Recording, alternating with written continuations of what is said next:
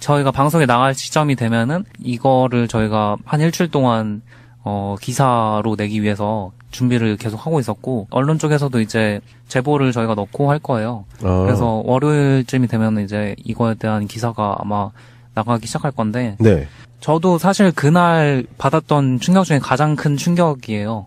그래요? 네. 왜냐면은 지금 현재 저희가 굉장히 성공했다고 느끼는 자부하고 있는 것 중에 하나가 이제 최순실하고 박근혜를 감옥에다 넣은 거잖아요. 그죠. 근데 그 두 사람이 다음 대통령이라는 그 노른자 땅에다가 알박기를 시전했다는 그런 정황적인 증거를 엿볼 수 있는 대목입니다. 잠깐. 그럼 만약에 대선이 12월에 정상적으로 진행이 됐다면 문제가 될 수 있을 만한 정황을 포착했다라는 거네요? 네, 그렇죠. 그때만은 아니라도 일단 다음 대선이라는 거를 위해서 굉장히 오랫동안 공을 들여온 것 같은 느낌을 받았어요. 그러니까 에일리언이 숙주에다가 알 심어 놓듯이. 네.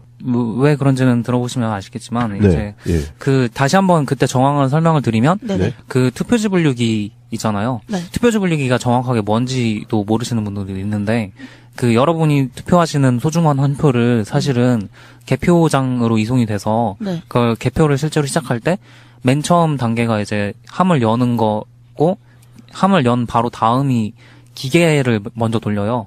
그 기계가 투표지 분류기고, 그렇게 한번 돌린 투표지 기계에서 1, 2, 3, 4로 후보별로 표가 분류가 되면 그 다음번에 그 표를 이제 또 지폐 세는 기계에다 넣고서 심사집계부에서 그걸 확인하게 되어 있어요. 네. 그래서 사실상은 기계로 인해서 모든 게 처리가 된다고 보시면 되는데, 일단은 사람이 그걸 직접 세어보기 전에 이 투표지 분류기를 사용해서 먼저 처리를 하기 때문에 사실상은 이 투표지 분류기가 굉장히 중요한 역할을 하고 있어요. 네. 네. 그런데 이번 대선 때 사용되는 투표지 분류기에 제어하는 노트북에 들어가는 프로그램, 그 프로그램의 소스 코드를 본 사람이 선관위 직원 외에는 국민 중에 저 하나라는 것 때문에.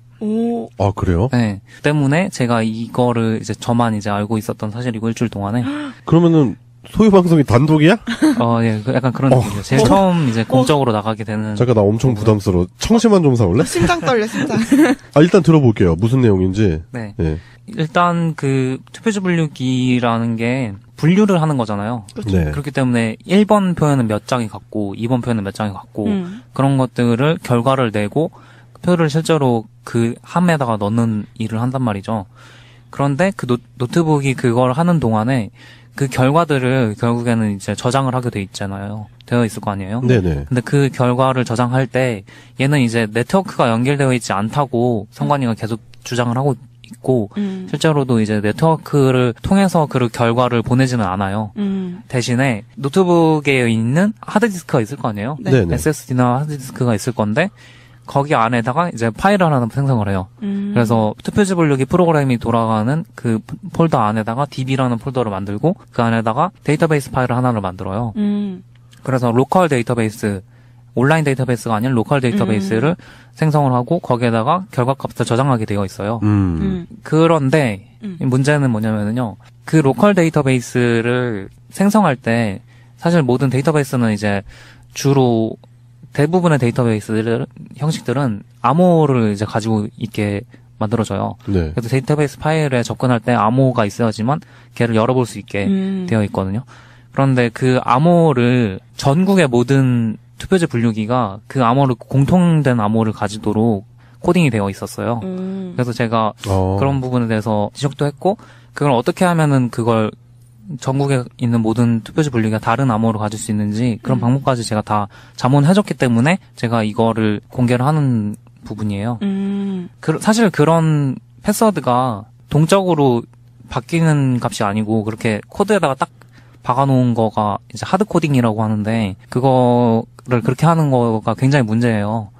왜냐면은 이 투표지 분류기 소스 코드 자체가 비주얼 베이직 닷넷이라는 코드로 되어 있는데 비주얼 베이직 닷넷이라는 거는 디컴파일러라는 프로그램에다가 exe 파일을 그냥 그대로 넣으면은 걔의 소스 코드를 원본 소스 코드를 100% 그대로 볼 수가 있어요. 그렇기 때문에 만약에 그 프로그램을 탈취를 하게 되면은 그거를 디컴파일러에 돌려서 그 데이터베이스 암호를 바로 알아낼 수가 있고. 그러니까 너무 위험한 그거죠. 네. 보안이 엄청 너무 취약한데? 네. 그러니까. 생각보다 굉장히 취약한 거예요. 거의 뭐 대학교 과제 수준 오. 보안이거든요. 대학교 과제 개선을? 잠깐 대학교 과제 수준 비하하는 겁니까 지금? 제가 대학교 과제로 냈던 것도 이런 식으로 DB는 저장 안 했어요. 아 그래요? 세상에. 아니 좀 너무 저는 지금 머릿속이 혼란한데. 근데 그거 그렇게 대충 하고 있었어요? 저는 일단 전국에 있는 선관위 그 투표 분류기 그거의 암호가 동일하다라는 것 자체가 소스코드의 암호가 동일하다는 것 자체도 되게 충격적인데다가 이렇게 부실했어? 이렇게 부실했나? 뭐 이런 생각이 드는데 좀 더 들어볼게요. 네. 그래서 그런 데이터베이스라는 거는 결국에는 파일 하나거든요. 그렇기 때문에 그 데이터베이스 규격이라는 것도 사실 이게 MDB라는 파일 규격만 알고 있으면은 어떤 프로그램이든지 간에 이 파일 위치를 알고 있고 이 파일의 규격을 알고 있으면 그걸 언제든지 다른 프로그램이 접속하고 있든 말든 상관없이 열어보고 읽을 수도 있고 그걸 수정할 수도 있어요. 그렇기 때문에 보안이 완전 그냥 뚫려 있다고 보시면 되는 거고. 세상에. 그러니까 대문은 걸어 잠근 것처럼 보이는 건데 쪽문은 열려 있네. 네, 그런 거죠. 뭐 상관없네. 그냥 왔다 갔다 할 수 있는 그런 구조네요. 네. 그런 상태인 거죠. 외부 프로그램이 그런 것들을 이제 영향을 줄 수 있는 여러 가지 루트가 많이 뚫려 있는 상태라서 제가 그런 부분도 다 어떻게 하면 막을 수 있는지 그런 방법들을 다 알려줬기 때문에 지금 이 얘기를 하는 겁니다. 그러니까 보안점에 대해서 자문을 다 해놓으신 상태에서 네. 말씀을 하시는 거다. 네네. 예. 그래서 이런 것들이 거기서도 실제로 계속해서 직원이 묻는 게 실제로 그럼 어떻게 이런 허점을 어떻게 이용할 수 있느냐 당일날에 네. 그걸 물어봤는데 투표지 분리기 뒤쪽에 보면은 USB 포트가 있어요. USB 포트가 노트북 네네. 보시면 아시겠지만 양 옆이랑 네, 다 뒷부분 같은 데 있잖아요. 네네. 근데 오히려 투표지 분리기에 들어간 노트북은 양옆이랑 뒤에는 없고 투표지 분리기 본체 뒷부분에 그게 있어요.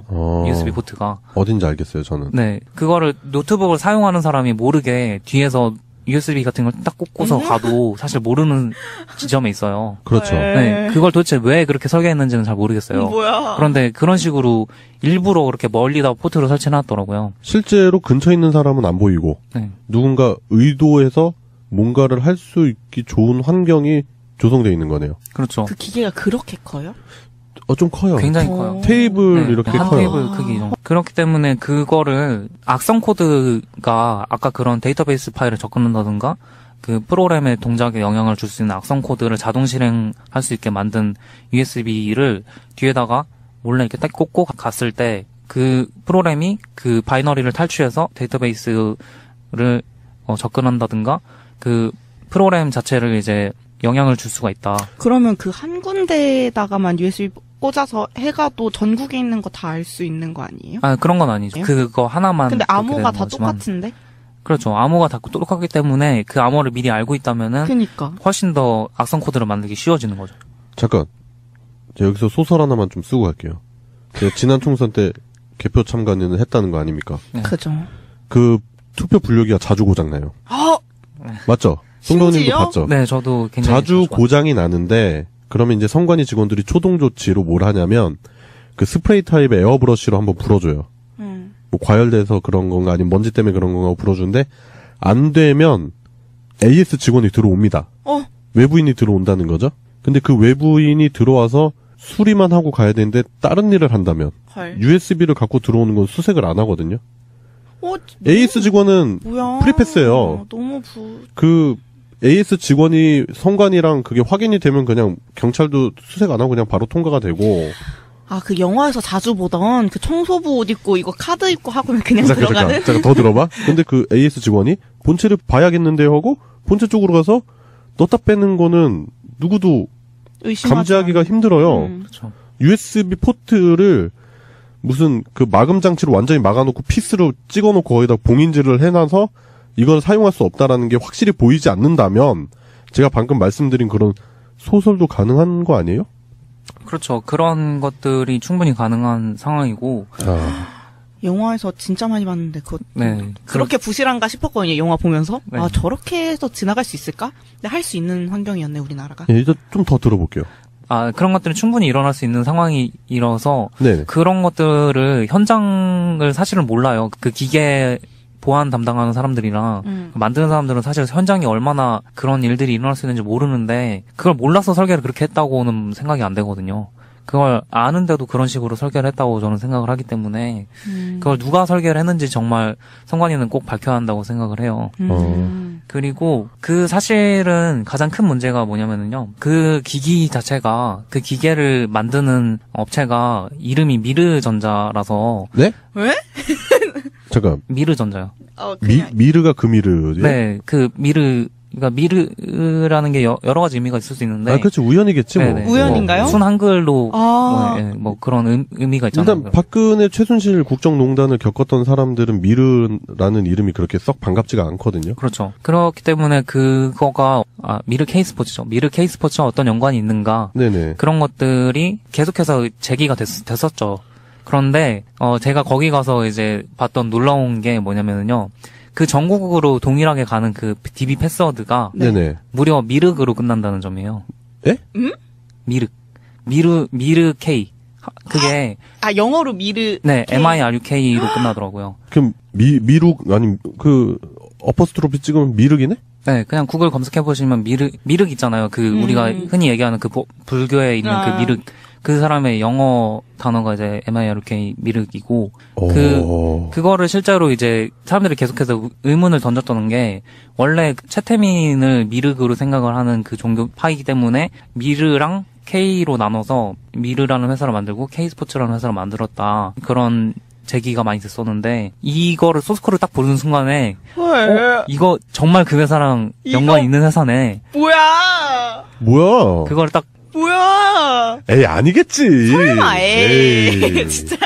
그렇죠. 근데 무리하게 그런 동일한 패스워드를 전국에 동일하게 사용하도록 만들었다는 것도 의문인데. 좀 심각한데요, 그럼. 네. 패스워드 누가 만든 건지. 누가 만들었는지가 네. 큰 의도로 만들었을까라는 생각이 들 수밖에 없는데요? 그렇죠. 그 데이터베이스 패스워드를 누가 만들었는지, 누가 결정했는지, 그거에 대해서 선관위가 답변을 내놓아야 할 것이고요. 네, 답변 내놔야겠네요. 당연하죠. 네. 왜냐면은 그 미륵, 이 최순실 박근혜 국정농단 이후로 미르 K, 미륵 이런 부분에 대해서 시민분들이 경기를 일으킵니다. 네.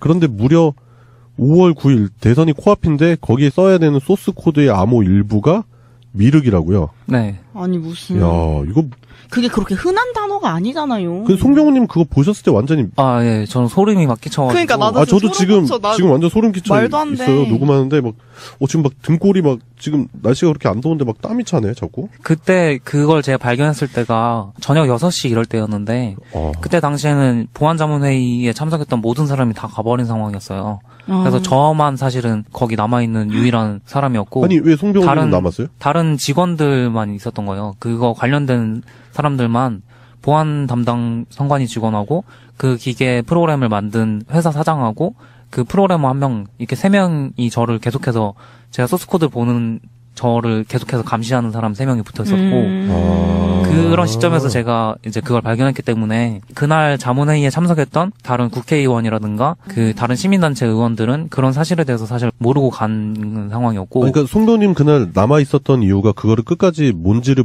볼 권리가 있으니까 네네. 그걸 다 확인을 하고 가려고 했었던 네. 거고 그런 상황에서 나머지 같이 참가했던 분들은 별 의미가 없다고 생각하고 일찍 다 집에 가신 거고. 네. 그런데 송병호님 그걸 확인하려고 하니까 그 주변에 그 선관위 직원들이 자리를 뜨지 못하고 있었던 상황이네요. 네. 그것도 직원들은 서가지고 3명이서 뒤에서 서가지고 제 바로 뒤에서 이제 계속 저를 보고 있는 거예요. 얘가 뭐 보고 얘가 네. 이거 볼까 말까 하면서 완전히 그거지. 그 엄마가 갑자기 내 책상에 와. 너 일어나. 그러면서 책상 좀 한번 봐야겠다 이러는데 짱박 없는 성적표가 있네? 그래서, 저 걸리면 안 되는데 그런 느낌? 네. 약간 그런 상황이었고. 그래서 제가 그거에 대해서 미륵을 누가 정했느냐. 네. 그거에 대해서 이제 누가 정하셨는지는 모르겠는데 이런 식으로 암묵적으로 질문 던졌는데 그거 관련해서는 셋 다 아무런 대답조차 안 하고 그냥 무건을 하셨어요. 그래서 안 해요? 네, 댓글을 아예 안 하셨어요. 그리고 뭐야? 그 보안 담당 직원은 네. 그거에 대해서 그게 뭐 문제가 되느냐 하는 식으로 다른 걸로 자꾸 제 관심을 자꾸 끄는 것만 집중을 하시고 그거에 대한 정확한 답을 안 주고 그냥 넘어가 버렸어요. 제가 그때 당시 그분들이 허둥지둥하면서 다른 걸로 제 관심을 돌리기 위한 주제를 매우 적극적으로 환기시키는 걸 제가 녹음을 다 해놨기 때문에 그런 것들에 대해서 그분들이 전혀 반박을 하실 수가 없는 상황이고요. 이거 외에도 사실 굉장히 또 커다란 문제점들이 많이 있어요. 보안이 정말 그 중앙선관위 서버 자체도 굉장히 많은 보안적인 허점이 있어서 그런 것들을 저희가 이제 종합해서 월요일에 기자회견을 한 예정이고. 시민의 눈 차원에서 기자회견 하시는 거죠? 네네. 그럼? 네. 모르겠어요. 일단 기자회견이 일파만파 퍼지면 일단 진보 언론에서는 많이 좀 다뤄줄 것 같고 예고편 차원에서도 알아두시면 좋겠다는 생각이 좀 드네요. 근데 무섭다. 나 진짜 너무 실망이야. 내가 그러니까 제가 왜 그 투개표에 대해서 관심을 가졌냐면 예전에 막 그 4.19 때 부정선거 이런 거, 뭐 영화 효자동 이발사 같은 거 보면은 막 갑자기 정전 팍 시켜놓고 표 뿌려버리고 다시 불 켜놓고 막 그런 진짜 블랙 코미디잖아요. 우리가 봤을 때는 막 웃기다. 예전에 저랬었나 보다 했는데 요즘은 없겠지라는 생각을 강하게 갖던 사람이었는데 2012년 대선 때 실제로 낙곰수에서 마지막 방송을 잘 들어보시면 아실 거예요. 거기서 그 김어준 총수랑 주진우 기자가 계속 얘기했던 게 투표에서 이기고 개표에서 집니다.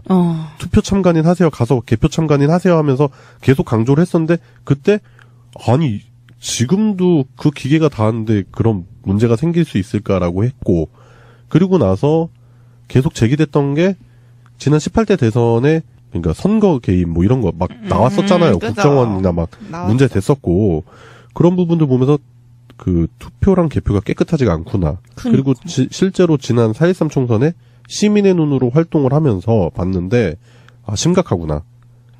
진짜 투표에서 이기고 개표에서 질 수도 있겠구나라는 생각을 강하게 했거든요.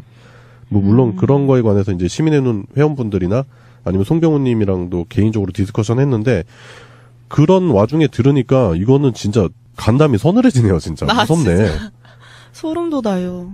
이건 야당 측뿐만 아니라 지금 모든 후보들 정당에서 이건 좀 강하게 문제 제기해야 되는 부분 아닌가요? 네, 지금 그렇지 않아도 저희가 이런 부분에 대해서 지금 다른 지역에서도 사실 그 제보들이 있었어요. 사실 굉장히 교묘한 방법이잖아요. 그렇죠. 교묘한 방법으로 대선에 개입을 할 거다라는 것들이 주요 정당으로 제보가 간 게 있어서 저희도 그런 것들에 같이 동참을 해서 이런 것들을 문제 제기를 할 예정이고요. 지금, 당장 제가 이제 그런 것들에 이제 미팅이 잡혀 있어가지고. 네, 오늘 중으로 이제 막 처리해야 되고 막 그런 상황들이라 저도 아직 정확하게 결정된 건 없지만은 분명히 이슈화를 시키고 저희가 이걸, 선관위에서 안 쓰게 하는 거죠. 사실은. 그런 문제가 굉장히 많은 상태의 투표지 분류기를 사용하지 못하도록 하는 것에 지금 중점을 맞추고 있고 이번에 더 플랜 영화도 개봉을 했지만 제가 거기 출연을 했기 때문에 사실 또 말하는 게 좀 그렇긴 하지만은 스포는 하지 말고 그런 것도 거기에 사실 집중을 하고 있는 거거든요. 투표지 분류기가 굉장히 허점이 많고 그것들을 중앙에서 굉장히 손쉽게 조작을 할 수 있는 모든 틀을 마련하고 있다. 그런 것 때문에 지난 총선에도 봤는데 너무 비효율적이에요. 지금 현재 투표 개표 진행 과정이 투표소에 이제 투표 참관인이 들어가죠. 그럼 투표를 하잖아요. 그럼 거기서 바로 까서 그 투표 참관인이 개표 참관인이 돼가지고 개표하면 됩니다. 그러니까. 투표 진행 요원이 개표 진행 요원이 돼서 하면은 비용을 더블로 들일 필요가 없다니까요. 비용 절감이 어마어마하게 줄죠. 그리고 그 투표함 이송하려는 거 다 돈이잖아요. 다 유류 때 써야 되잖아요. 차 불러야 되죠. 사람 있어야 되죠. 그 인건비 다 줄일 수 있어요. 그리고 또 체육관 같은 거 임대해야죠. 그런 거 없어도 돼요. 큰 공간이 필요하지 않고 현장에서 바로 거기서 수개표로 집계를 해가지고 넘겨주고 계속 카운트해서 더 하면 되는 거잖아. 그 선진국은 다 그렇게 하는데 왜 우리나라만 그런 문제가 많은 투표 분류기를 써야 되고 제가 실제로 현장에서 봤지만 고장이 엄청나. 뭐 이딴 기계가 다 있나 싶을 정도로 고장이 많이 나더라고. 그러니까요. 이거 왜 이래요? 그러니까 고장 났어요. 그거 어떻게 고쳐요? AS 기사 들어와야 된대. 이게 뭐 하는 짓이야. 아니, 그리고 그 체육관에서 한 명씩 이렇게 다 정리하는 것도 그냥 단기 알바 쓰잖아요. 그렇죠. 그거 그냥 애들, 제 친구들도 많이 갔는데, 그냥, 야, 하루 만에 하고, 그냥 밤만 새면 돈 많이 준대, 이러고 많이 가요. 그러면은 그냥 졸면서 하고, 그냥 하다 떨어뜨리고, 그냥 다 그러면서 하는 거예요. 그리고 가방도 다 갖고 들어와. 그니까, 아니, 그냥 전혀 아무런 그게 없다니까. 애들이 그냥, 야, 나 지금 그거 하고 있는데, 그냥 졸리고 힘들어. 다들 대충 해. 막. 여러모로 좀 문제가 많은 그 투표 체계요. 제가 봤을 땐 선거 체제에서 특히 투표 개표 과정이 문제가 많다라는 생각이 소름 끼친다 진짜. 저도 사실은 그거 참석하기 전까지는 그렇게까지 부정선거가 개입될 수 있다고 생각을 안 했는데 그날을 계기로 생각이 저도 변했어요. 제가 시민의 눈 활동을 하고 있지만은 그날을 계기로 해서 더 시민의 눈에 매진하게 되는 저 막 미쳐갖고 막 야근도 하고 막 요즘 그래도 건강은 좀 살피면서 하세요. 지금 혈색이 많이 좀 안 좋은 상황이시고 일단은 뭐 너무 큰 뉴스, 너무 충격적인 좀 얘기였었던 것 같고 이 부분에 대해서 좀 대책 마련이 그리고 개선이 엄청 시급하다. 지금 대선이 한 달도 안 남았습니다. 그렇기 때문에 이런 부분을 짚고 넘어가야 된다. 그리고 시민분들이 알아서 그런 부분에 대한 문제 제기를 해야 된다. 그런 차원에서 오늘 방송 시사로 송병호님이 가져오신 것 같고, 모르겠어요. 어떤 부분에 있어서 송병호님이 좀 크게 결단을 해주신 것 같아가지고, 좀 많이 고마워요. 저는 뭐 절대 마티즈 안 타고요. 자, 여기 선언을 해. 저는 자살하지 않습니다. 네. 제 삶은 소중하니까요. 그리고 대중교통을 이용해요. 대중교통 애호가야. 내가 봤을 때. 그렇죠. 절대 마티즈 운전 안 합니다. 그래요. 송병호님이 준비하신 다소 충격적인 시사를 끝으로 오늘 소유방송 마무리할 건데요. 양세병님 어때요 지금? 계속 얘기하는데 이것밖에 안 됐나? 내가 빨리 뭔가를 더 해야겠다는 생각도 막 들고. 시민의 눈에 가입하세요. 행동해야 됩니다. 저 졸업하고 하면 안 돼요? 지금 해. 저 졸업하고. 지난번에 우리 지역구도 대학생 한 분이 오셨거든? 밤새고 다음날 시험인가 뭔가 뭐 하여튼 있었대요. 과제인가 발표인가 있었는데 새벽 2시인가 끝나고 같이 이제 좀 얘기하는 시간이 있었는데 자기 내일 그 수업을 빵꾸가 나더라도 오늘 했던 그 일이 너무 뿌듯하다는 거야. 본받아. 알겠습니다. 네. 전남 전북이 네. 이제 굉장히 그런 조작한다면은 타겟이 될 수 있는 그런 지역인데 네. 그 부분에 아직 시민의 눈 회원들이 많이 모집이 안 되고 있어서 굉장히 저조하거든요. 전국에서 가장 저조한 지역이기 때문에. 그래요? 호남 지역이? 네. 특히 전남 분들은 지금 전북 분들은 또 굉장히 열심히 해주고 계시던데 네. 전남 분들은 하루빨리 시민의 눈에 가입하셔서 저희와 동참해 주셨으면 감사하겠습니다. 예, 그래요. 꼭 시민의 눈 활동을 통해서 한번 이번 대선은 진짜 투표에서도 이기고 개표에서도 이겨보는 그 정치 권한을 행사할 수 있는 게 투표 하나다, 솔직히. 참정권 투표 하나인데 이것도 못 지켜내면은 완전 바보 되는 겁니다. 촛불 광장에 있었던 우리의 그 모든 마음이 결과를 안 좋게 끝낼 겁니까? 시민의 눈 활동에 적극적으로 가입을 해주셨으면 좋겠다라는 말씀 드리면서 오늘 소유방송 다소 충격적인 마음으로 여기까지 하겠습니다.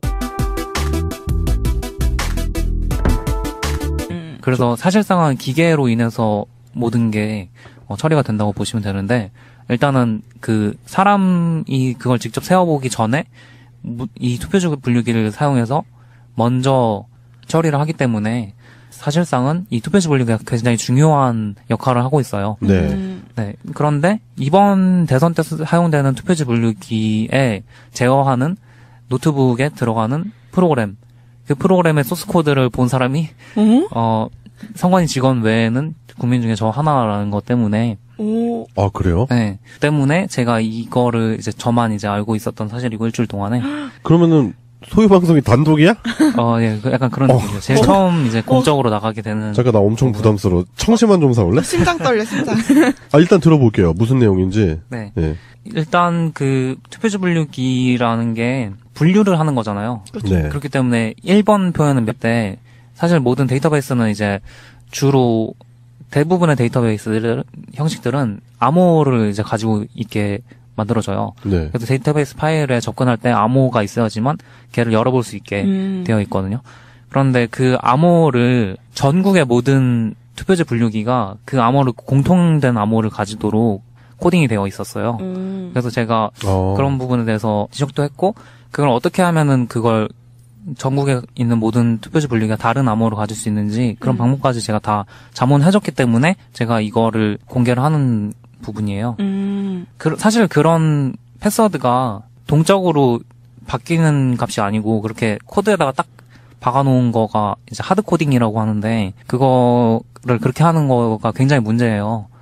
왜냐면은 이 투표지 분류기 소스 코드 자체가 비주얼 베이직 .net이라는 코드로 되어 있는데 비주얼 베이직 착했다라는 거네요? 네, 그렇죠. 오.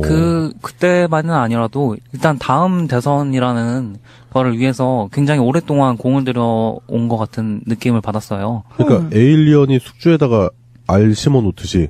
네.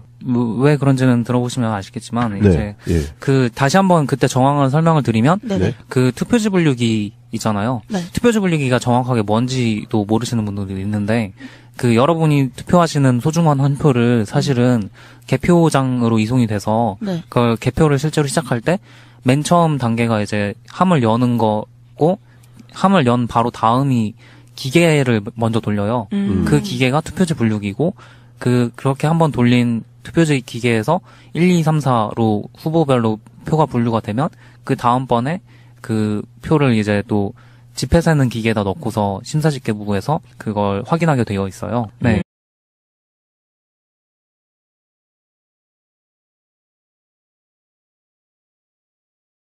저희가 방송에 나갈 시점이 되면은 이거를 저희가 한 일주일 동안 기사로 내기 위해서 준비를 계속 하고 있었고 언론 쪽에서도 이제 제보를 저희가 넣고 할 거예요. 그래서 월요일쯤이 되면 이제 이거에 대한 기사가 아마 나가기 시작할 건데 네. 저도 사실 그날 받았던 충격 중에 가장 큰 충격이에요. 그래요? 네. 왜냐면은 지금 현재 저희가 굉장히 성공했다고 느끼는 자부하고 있는 것 중에 하나가 이제 최순실하고 박근혜를 감옥에다 넣은 거잖아요. 그죠. 근데 그 두 사람이 다음 대통령이라는 노른자 땅에다가 알박기를 시전했다는 그런 정황적인 증거를 엿볼 수 있는 대목입니다. 잠깐. 그럼 만약에 대선이 12월에 정상적으로 진행이 됐다면 문제가 될 수 있을 만한 정황을 몇 장이 같고 이번 표에는 몇 장이 같고 그런 것들을 결과를 내고 표를 실제로 그 함에다가 넣는 일을 한단 말이죠. 그런데 노트북이 그걸 하는 동안에 그 결과들을 결국에는 이제 저장을 하게 되어 있을 거 아니에요. 네네. 근데 그 결과를 저장할 때 얘는 이제 네트워크가 연결되어 있지 않다고 선관위가 계속 주장을 하고 있고 실제로도 이제 네트워크를 통해서 그 결과를 보내지는 않아요. 대신에 노트북에 있는 하드디스크가 있을 거 아니에요. 네. SSD나 하드디스크가 있을 건데 거기 안에다가 이제 파일을 하나 생성을 해요. 그래서 투표지 분류기 프로그램이 돌아가는 그 폴더 안에다가 DB라는 폴더를 만들고 그 안에다가 데이터베이스 파일을 하나를 만들어요. 그래서 로컬 데이터베이스, 온라인 데이터베이스가 아닌 로컬 데이터베이스를 생성을 하고 거기에다가 결과값을 저장하게 되어 있어요. 그런데 문제는 뭐냐면요. 그 로컬 데이터베이스를 생성할